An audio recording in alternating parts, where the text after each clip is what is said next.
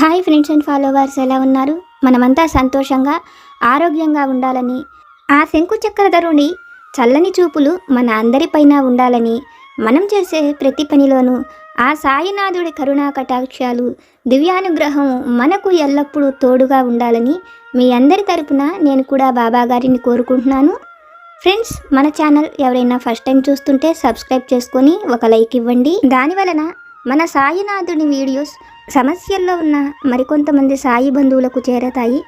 బాబాగారు మనతో చెప్పే ఆ దివ్య వాక్కులను వినటం వలన బాబాగారి దివ్య అనుగ్రహంతో పాటు మనసుకు సంతోషము, మనం కోరుకున్నవి నెరవేరతాయి అనే ఆనందంతో పాటు బాబాగారు మన కష్టకాలంలో మనతో పాటే ఉన్నారు అనే నమ్మకం కూడా కలుగుతుంది. ఈరోజు బాబాగారు మనకు ఒక మంచి సందేశాన్ని అనుగ్రహించారు. వీడియో చూసేవాళ్ళు మర్చిపోకుండా ఒక లైక్ చేసి సపోర్ట్ చేయండి. మనకు ఈరోజు బాబాగారు అందించిన ఆ గొప్ప సందేశాన్ని భక్తితో వినండి. తల్లి, ఈరోజు నువ్వు సంతోషపడే ఒక మంచి మాటను నీతో చెప్పబోతున్నాను. శ్రద్ధగా విను. అందరూ కోరుకున్నట్లుగానే నువ్వు కూడా నన్ను అడుగుతున్నావు. అలాగే నీ కోరిక కూడా చాలా న్యాయమైనదే. బిడ్డ, జీవితకాలం నీ వారితో కలిసి సంతోషంగా జీవించాలని కోరుకుంటున్నావు. కానీ అడుగడుగునా నీకు అవమానాలే ఎదురవుతున్నాయి. కానీ వాళ్ళు నిన్ను దూరంగా పంపించి వెయ్యాలని కోరుకుంటున్నారు. అయినా అది ఎప్పటికీ కూడా జరగదు. నీకు ధైర్యం కలిగించే ఒక మంచి మాటను చెబుతాను.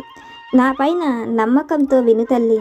ప్రతి వారిలో కూడా ఏదో ఒక సందర్భంలో మార్పు అనేది తప్పకుండా కలుగుతుంది.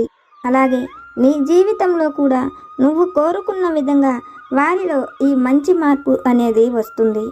అయితే బిడ్డ, ఈ మంచి ఫలితం నువ్వు పొందడానికి నీకు ఓర్పు అనేది చాలా అవసరం. ఏమాత్రము కోపము అనేది రాకుండా నీ మనసును నీ అదుపులో ఉంచుకో. ఒక ముఖ్యమైన విషయాన్ని చెప్తున్నాను, జాగ్రత్తగా గుర్తు ఉంచుకో. నువ్వు ఎల్లప్పుడూ నా పైన సంపూర్ణమైన విశ్వాసంతో ఉండు.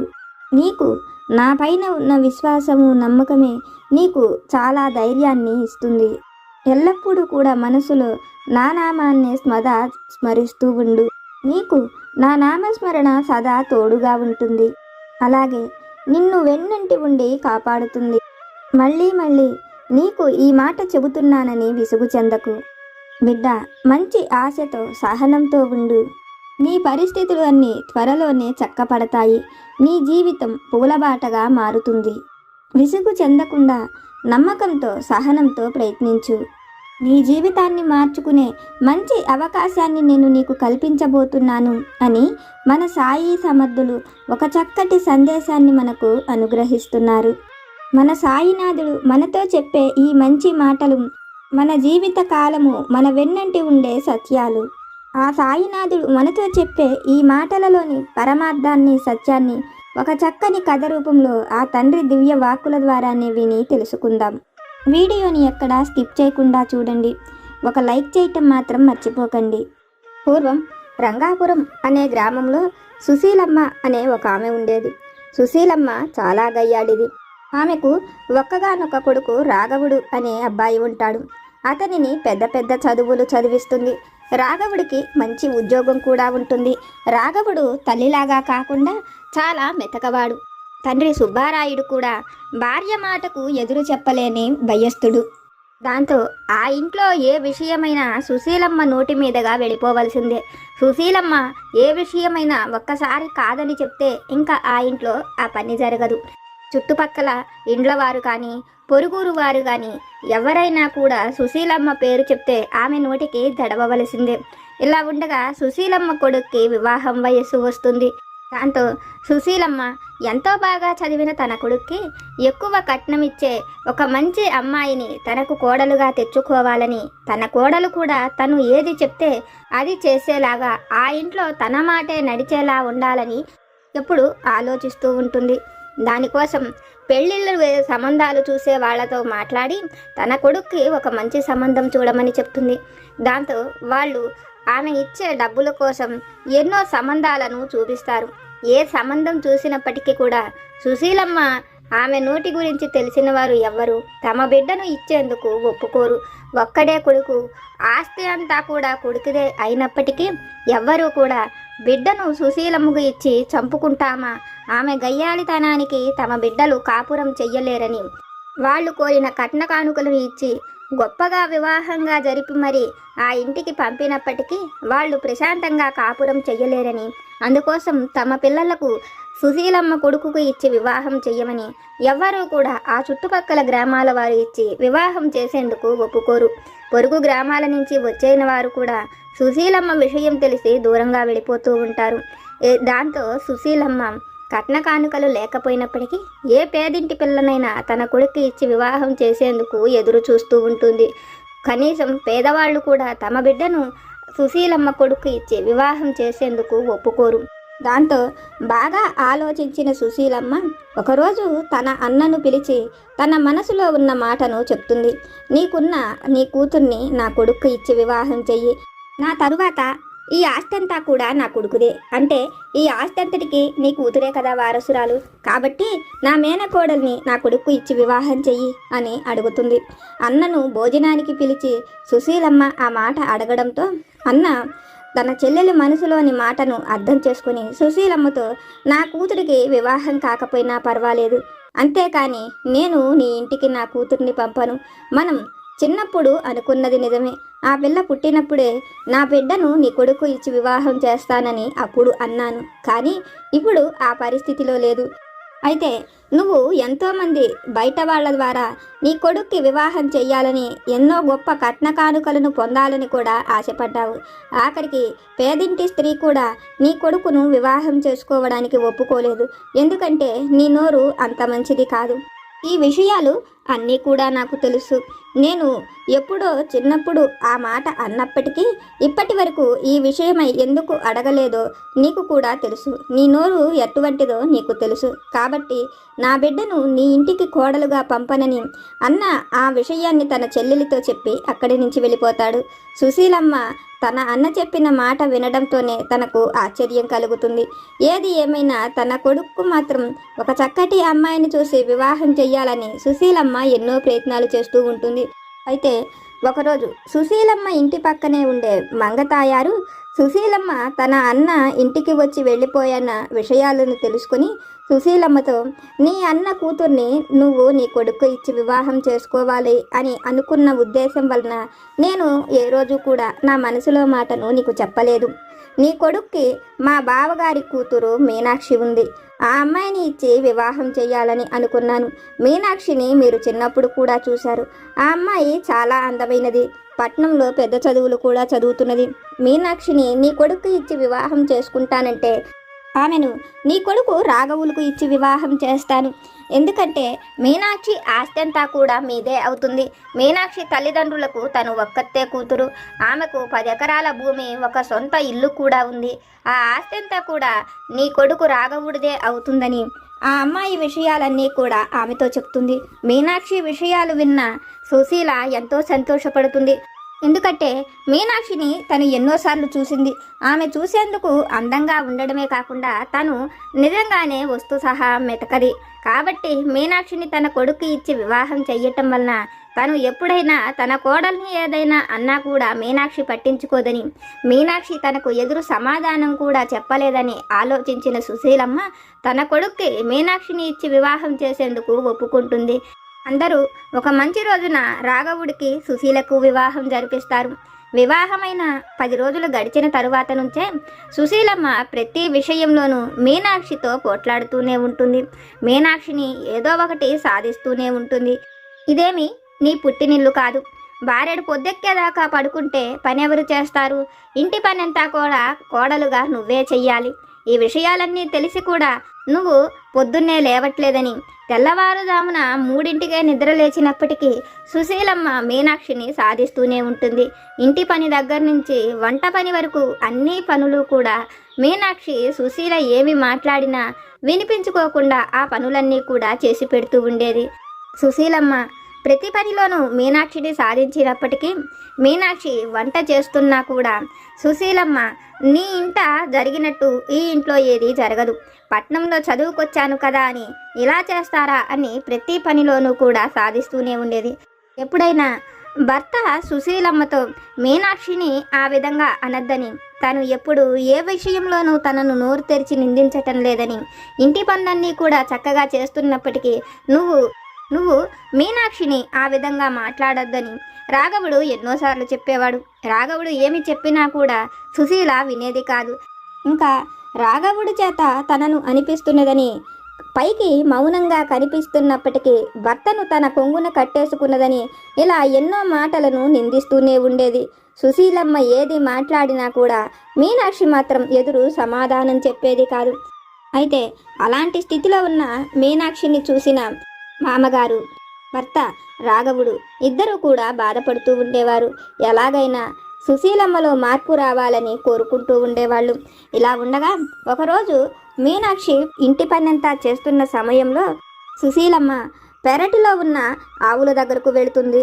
అక్కడ ఉన్న పిల్ల ఆవులను తల్లి ఆవు దగ్గరకు వదిలి పాలు పితికే సమయం అవుతున్నదన్న ఆలోచనతో అటువైపుగా వెళుతుంది. అయితే అక్కడ ఉన్న కొన్ని ఆవులలో పొగరైన ఒక ఆవు సుశీలమ్మను చూస్తూనే తల ఊపుతుంది. దాంతో సుశీలమ్మ ఎక్కడ ఆ ఆవు కొమ్ములు తనకు తగులుతాయోనని పక్కకు జరగడంతో పేడ మీద కాలు పడి జారి కింద పడిపోతుంది. దాంతో తలకు బలంగా దెబ్బ తగులుతుంది. కాలు నరము కూడా బెణికి ఎముక ఇరుగుతుంది. దాంతో సుశీలమ్మ పెద్దగా అరుస్తుంది. సుశీలమ్మ అలా అరవడంతో మీనాక్షి పరిగెత్తుకుంటూ వెళుతుంది. అత్తగారు పేడలో పడిపోవడం చూసి తనను జాగ్రత్తగా పైకి లేపి బయటకు తీసుకువచ్చి ఒళ్ళంతా కడిగి ఆమె బట్టలను మార్చి వైద్యుణ్ణి పిలిపిస్తుంది. వైద్యుడు వచ్చి తలకు కట్టుకట్టి ఆమెను కనీసం 2 నెలల పాటైనా మంచం దిగకుండా జాగ్రత్తగా చూసుకోమని చెప్తారు. అది విన్న మీనాక్షి ఇంటి పనులతో పాటు అత్తగారి సేవలను కూడా దగ్గర ఉండి చేస్తూ ఉంటుంది. సుశీలమ్మకు ఏవి కావాలో వాటన్నిటినీ తనే దగ్గర ఉండి ఏర్పాటు చేస్తూ ఉంటుంది. అదంతా చూస్తున్న సుశీలమ్మ తనను మంచి చేసుకోవడం కోసం కోడలు ఆ విధంగా ప్రవర్తిస్తుందే కానీ తన మీద ఎటువంటి ప్రేమ లేదు అనే ఆలోచనతోనే ఉండేది. అన్నిటికంటే ముఖ్యంగా తన మాటే నెగ్గాలి అనే ఆలోచనతో ఉండేది. ఆ సమయంలో కూడా తన నోరు ఏమాత్రము కూడా అదుపులో ఉంచుకునేది కాదు. మీనాక్షిని ఏదో ఒకటి అంటూనే ఉండేది. అలా 2 నెలలు పాటు గడిచిపోతాయి. ఒకరోజు సుశీలమ్మ మధ్యాహ్నం పూట నిద్రిస్తూ ఉంటుంది. అయితే సుశీలమ్మకు ఆరోగ్యం బాగోలేదని ఆలోచించిన మీనాక్షి సుశీలమ్మ ఆ పరిస్థితి బాగోనప్పటి నుంచి ఇంట్లో ఒక పని మనిషిని పెట్టుకుంటుంది. పని మనిషి రంగమ్మ ప్రతి పనిలోనూ సుశీలమ్మకు మీనాక్షికి సహాయం చేస్తూ ఉంటుంది. అయితే రంగమ్మకి మీనాక్షి కంటే కూడా ఎక్కువగా సుశీలమ్మ చెప్పిన మాటే వినేది. మీనాక్షి మాటలను ఏ మాటని కూడా లెక్క పెట్టేది కాదు. ఒకరోజు మీనాక్షి ఇంటి పని ఎక్కువగా ఉన్నదని ఇంటి బయట వైపు మొత్తము బూజులు దులిపి చెట్లకు నీళ్లు పట్టమని చెప్తుంది. అయితే రంగమ్మకు మాత్రం మీనాక్షి చెప్పిన ఆ పని మీద ఏమాత్రము శ్రద్ధ పెట్టదు. దాంతో మీనాక్షికి సాయంత్రం అయినప్పటికీ రంగమ్మ తను చెప్పిన ఏ పని చెయ్యలేదన్న కోపంతో రంగమ్మను పెద్ద పెద్దగా అరుస్తూ ఉంటుంది. అయితే బయట నుంచి వినిపిస్తున్న ఆ మాటలు ఎవరివో అన్న ఉద్దేశంతో సుశీలమ్మ చిన్నగా లేచి బయటకు వస్తుంది.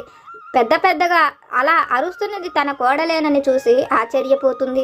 తన కొడుకు ఆమెకు వివాహం జరిగి 2 ఏళ్ళు అయినప్పటికీ కూడా ఏ రోజు తన ముందు కనీసం మంచినీళ్లు కావాలని కూడా తన కోడలు అరవలేదు. అటువంటిది ఈ రోజున పని మనిషిపై అలా అరవడమేమిటా అని చూస్తూ ఉంటుంది. రంగమ్మను ఇంటి పని సరిగ్గా చెయ్యటం లేదని, అలా చెయ్యని పక్షంలో పని నుంచి తీసేస్తానని అరుస్తూ ఉంటుంది. అది చూసిన రంగమ్మ కూడా నీ పాట నీ అత్తగారే వినదు, నేను వినేదేముంది, నన్ను పని నుంచి తీయటం నీ వల్ల కాదు, నువ్వు తీసేయాలి అనుకుంటే జరుగుతుందనుకుంటున్నావా? నీ అత్తగారు చెప్తేనే ఈ ఇంట్లో ఏ విషయమైనా జరుగుతుంది. కాబట్టి నువ్వు చెప్పిన పని చెయ్యవలసిన అవసరం నాకు లేదు. మీ అత్తగారు చెప్పిన పని మాత్రమే నేను చేస్తాను. నీ మాట నీ భర్తే వినిపించుకోడు. ఎందుకంటే అతను వినిపించుకున్నప్పటికీ ఏమీ చెయ్యలేడు. అత్తగారి మాటే ఈ ఇంట్లో చెల్లుతుంది. కాబట్టి నన్ను పనిలో నుంచి తీయించటం నీ తరం కాదు. ఎందుకంటే నీ మాట నీ ఇంట్లో ఎవ్వరూ వినిపించుకోరని రంగమ్మ మీనాక్షిని ఎగతాళిగా మాట్లాడుతుంది. లోపల నుంచి ఈ మాటలన్నీ సుశీలమ్మ వింటూ ఉంటుంది.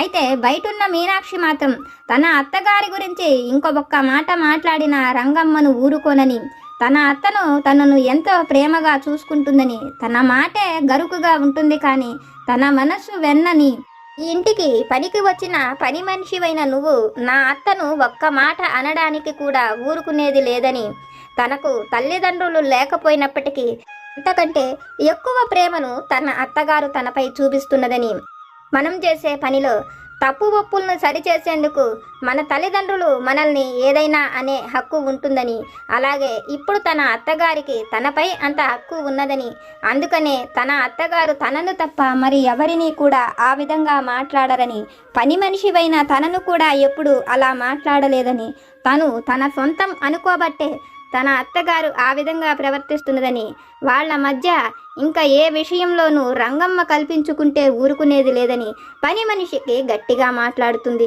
ఆ మాటలు వింటూనే సుశీలమ్మకు ఎంతో ఆశ్చర్యము, ఆనందము కలుగుతుంది. తన కోడలు ఎటువంటిదో తను అర్థం చేసుకోలేకపోగా ఇన్ని రోజులు అనవసరంగా తనను మాట్లాడానని, అందువలనే ఈరోజు పనివాళ్ళు కూడా తనను చులకనగా చూస్తున్నారని, దానంతటికీ కారణం సుశీలమ్మేనని సుశీలమ్మకు ఆ విషయం అర్థమవుతుంది. ఆ క్షణమే సుశీలమ్మ బయటకు వచ్చి పని మనిషి రంగమ్మను చూస్తూ, ఈ ఇంట్లో నా కోడలు మీనాక్షి మాటే నా మాట, నేను చెప్తే మీనాక్షి చెప్పినట్టే, అలాగే మీనాక్షి చెప్పినా నేను చెప్పినట్లే, కాబట్టి మీనాక్షి చెప్పే ప్రతి పని నువ్వు చెయ్యవలసి ఉంటుంది, అలా చెయ్యకపోతే నువ్వు ఈరోజే పని మానేయవచ్చని రంగమ్మను గట్టిగా మాట్లాడుతుంది. ఆ మాటలు వింటూనే రంగమ్మకు ఆశ్చర్యం కలుగుతుంది. అక్కడే ఉన్న మీనాక్షి పసిపిల్లలాగా తన అత్తను కౌగులించుకొని ఏడుస్తూ ఉంటుంది. దాంతో సుశీలమ్మ మీనాక్షి తలపై రుద్దుతూ, ఈ రోజు నుంచి ఈ ఇంట్లో నేను ఏది చెప్తే అది ఎలా జరుగుతుందో నువ్వు చెప్పే ప్రతి పని కూడా అలాగే జరుగుతుంది, నువ్వు నా బిడ్డ లాంటి దానివి అంటూ లోపలకు తీసుకువెళ్తుంది. ఆ రోజు నుంచి మీనాక్షిని తన కొన్న కూతురులాగా ఎంతో ప్రేమగా చూసుకుంటూ ఉంటుంది.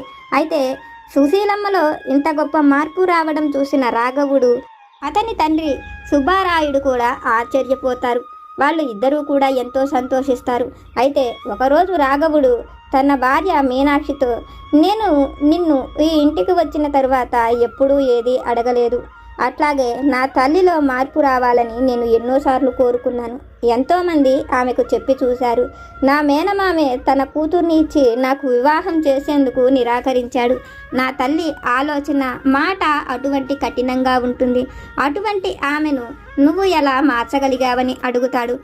అందుకు మీనాక్షి, ఇదంతా కూడా మా నాయనమ్మ వల్లనే జరిగింది, నేను చిన్నతనంలోనే నా తల్లిదండ్రులు చనిపోయారు, మా నాన్నగారికి చాలా ఆస్తులు ఉన్నాయి, అయితే మా బాబాయికి కొంచెం కూడా ఆస్తి లేదు, వాళ్ళ ఆస్తుపాస్తులన్నిటినీ కూడా వాళ్ళు పోగొట్టుకున్నారు, మా నాన్నకి ఇచ్చిన ఆస్తులన్నిటినీ కూడా అతను వ్యాపారం చేసి గొప్ప స్థాయికి తీసుకువచ్చాడు, నా చిన్నతనంలోనే వాళ్ళు చనిపోవడంతో నన్ను చేరతీసి పెంచటం వలన నా ఆస్తిపాస్తులన్నీ కూడా మా పిన్నమ్మ తన సొంతమవుతాయని ఆలోచించింది, ఆ ఆలోచనతోనే నన్ను తీసుకువచ్చి పెంచింది, అయితే నేను పెరిగి పెద్ద అయ్యేంత వరకు, నాకు వివాహం జరిగేంత వరకు ఆ ఆస్తులు ఎవరికి చెందవని, నా వివాహం తరువాత అది నా సంతానానికే చెందుతుందని నా తండ్రి ముందుగానే వీలునామా రాసి పెట్టాడు. ఆ విషయాలు తెలిసిన మా పిన్ని ఎన్నోసార్లు మా బాబాయ్ ద్వారా అందులో నుంచి కొంత ఆస్తి మనకు రావాలని ప్రయత్నం చేయమని అడిగింది. అయితే మా బాబాయ్ మాత్రం అందుకు ఒప్పుకోలేదు, ఎందుకంటే మా తండ్రికి లాగా అతనికి కూడా తన తల్లిదండ్రులు ఆస్తులను ఇచ్చారు, మా నాయనమ్మ ఇద్దరి కొడుకులకి ఉన్న ఆస్తి అంతా ఇచ్చింది, అతని ఆస్తి అతనే పాడు చేసుకున్నానని, కానీ నా అన్న తన ఆస్తిని అభివృద్ధి చేసుకున్నాడని, అందుకోసం అతని ఆస్తి మనకి కావాలని అడగడం తప్పని, అతని లేని ఈ సమయంలో తన బిడ్డను చేరదీస్తున్నానని, ఆ బిడ్డ ఆస్తి అంతా మనం చేజిక్కించుకోవటం తప్పని, అందుకోసం ఆ ఆస్తి నాకు అవసరం లేదని ఎన్నోసార్లు చెప్పాడు. అంతేకాకుండా ఆ ఆస్తి ముందుగానే వీలునామా ప్రకారం నా బిడ్డలకే చెందాలని నా తండ్రి ఏర్పాటు చేసి ఉంచాడు, కాబట్టి ఇంకా ఆ ఆస్తిపై ఆశ వదులుకోమని మా బాబాయి ఎన్నోసార్లు చెప్పాడు. దాంతో మా పిన్నికి ఎంతో కోపం కలిగింది. చిన్నప్పటి నుంచి నన్ను ఎన్నో రకాలుగా ఎన్నో మాటలు అని బాధ పెట్టేది. ఒకసారి నేను ఇంటి నుంచి పారిపోవాలని ప్రయత్నం చేశాను. దాంతో మా నాయనమ్మ నా ప్రయత్నాన్ని అడ్డగించి నా మనసులోని భావనను అర్థం చేసుకుని నన్ను దూరంగా తీసుకువెళ్ళి కొన్ని విషయాలను చెప్పింది. ఈ రోజునంటే మీ పిన్ని బాధలను భరించలేక నువ్వు ఇల్లు వదిలిపెట్టి వెడుతున్నావు. కానీ రేపు నీ అత్తగారు కూడా ఇటువంటిదే అయితే నువ్వు ఆ కుటుంబాన్ని నీ సంతానాన్ని వదిలి ఎక్కడికి వెళ్ళగలవు. కాబట్టి ఓర్పు సహనంతో ఉండటం నేర్చుకో. దానివలన ఎదుటి మనుషుల్లో తప్పకుండా మార్పు కలుగుతుంది. ఎందుకంటే కష్టానికి తడిచి పారిపోయే ప్రతివాడు ఓటమికి దగ్గరకు వెళ్ళినట్లే. ఓర్పు సహనంతో ఉంటే గెలుపు ఎప్పటికైనా మనదే అవుతుంది. ఎందుకంటే కాలం ఎప్పుడు ఎవరిని ఒకే రీతిలో ఉంచదని మా నాయనమ్మ నాతో చెప్పింది. నేను ఎప్పుడూ కూడా ఆ విషయాన్ని గుర్తుపెట్టుకునేదాన్ని. అందుకోసమే మా నాయనమ్మ నాకు ఆ మాటలు చెప్పిన దగ్గర నుంచి నాలో చాలా మార్పు కలిగింది. ఆ విషయాన్ని గ్రహించిన మా పిన్ని ఆ రోజు నుంచి నన్ను బాధ పెట్టాలని ఎంత ప్రయత్నించినప్పటికీ అది తన వల్ల కాక నన్ను దూరంగా పట్టణానికి పంపించేసింది. నేను అక్కడికి వెళ్ళి చదువుకుంటున్నాను. మీ అమ్మ ఎటువంటిదో ఆమె ఆలోచన ఏమిటో తెలిసి కూడా నన్ను నీకిచ్చి వివాహం చెయ్యాలనుకుంది. అయితే ఈ విషయాలన్నీ కూడా ముందుగా మా బాబాయ్ నాకు చెప్పాడు. నాకు ఎటువంటి ఇబ్బంది లేదని, నిన్ను వివాహం చేసుకోవటం వల్ల నాకు ఎటువంటి కష్టము రాదని చెప్పే నేను ఈ వివాహం చేసుకున్నాను.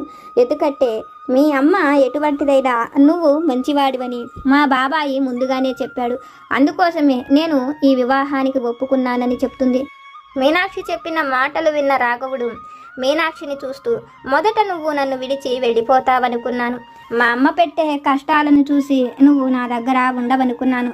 నువ్వు కాకుండా నా జీవితంలోకి మరి ఎవరైనా వచ్చి ఉంటే నేను అనుకున్నట్లే జరిగేది. కానీ మీ నాయనమ్మ చెప్పిన ఆ ఒక్క మాట వలన మా జీవితాలు మారిపోయినాయి. ఇప్పుడు మనం ఎంతో సంతోషంగా ఉండగలుగుతున్నామని రాఘవుడు తన భార్యతో అంటాడు. అయితే మీనాక్షిని చూసిన రాఘవుడికి ఓర్పుతో సహనంతో ఉంటే మనం ఏదైనా పొందగలుగుతామని, ఓర్పు సహనం అనేది దేవుడు ఇచ్చిన వరమని, తన పిన్ని తనకు అన్యాయం చెయ్యాలనుకున్నప్పటికీ దైవం తనకు సహాయం చేసిందని, అదంతా ఓర్పుతో ఉండడం వలనే మీనాక్షి సాధించగలిగిందని రాఘవులకు అర్థమవుతుంది. తల్లి, ఇది విన్న నీకు నేనేమి చెప్పాలనుకుంటున్నానో అర్థమైంది కదా. ఇప్పుడు నీ ముందు ఉన్న ఈ సమస్యకు కాలం తప్పక సమాధానం చెప్తుంది. ఓర్పు, నువ్వు కోరుకున్నది ఎలా పొందాలో, అది నీ వరకు ఎలా రావాలో అదే నీకు సహాయం చేస్తుంది. సహనం, నువ్వు అడిగిన దానిని నీ ముందుకు తీసుకువస్తుంది. ఓర్పుతో సహనంతో ఉన్నవారు ఎవరైనా వాళ్ళు కోరుకున్నది తప్పకుండా పొందుతారని ఈరోజైతే బాబా గారు ఒక చక్కటి సందేశాన్ని మనకు అనుగ్రహిస్తున్నారు. ఓర్పుతో సహనంతో మనం కోరినది ఏదైనా పొందవచ్చని, మనం కోరుకున్న ఒక మంచి ఉద్యోగమైన, భార్య భర్తల మధ్య ఉండే సమస్యలు దూరం అవ్వాలన్నా, మనం మన కుటుంబంతో సంతోషంగా జీవించాలన్నా, మనకు ఎటువంటి సమస్యలు ఉన్నా అవి అన్నీ కూడా ఓర్పు సహనంతోనే దూరం అవుతాయని, కాలం మనం కోరుకున్న దాన్ని మనకు అనుగ్రహిస్తుందని ఈరోజైతే బాబా గారు ఒక చక్కటి సందేశాన్ని మనకు అనుగ్రహిస్తున్నారు. ఓర్పుతో సహనంతో మనం కోరుకున్నది మనం పొందగలమని ఈరోజు బాబా గారు మనతో చెప్పిన ఈ విషయాలను విన్నారు కదా. బాబా గారి దివ్య వాక్కుల ద్వారా మనం తెలుసుకున్న ఈ విషయాలు కనుక మీకు నచ్చితే లైక్ చేయండి, షేర్ చేయండి. మీకు ఏమైనా సమస్యలు కనుక ఉంటే వాటిని నాకు కామెంట్ సెక్షన్లో పెట్టండి. నేను పూజ చేసుకునేటప్పుడు మనందరి సమస్యలు తీరాలని, మన అందరి కోరికలు నెరవేరాలని మీ అందరి తరపున నేను కూడా బాబా గారిని కోరుకుంటాను. నాకు తెలిసిన పరిష్కారాలను కూడా చెప్తాను. జై సమర్థ సద్గురు సాయినాథ్ మహారాజ్ की जय।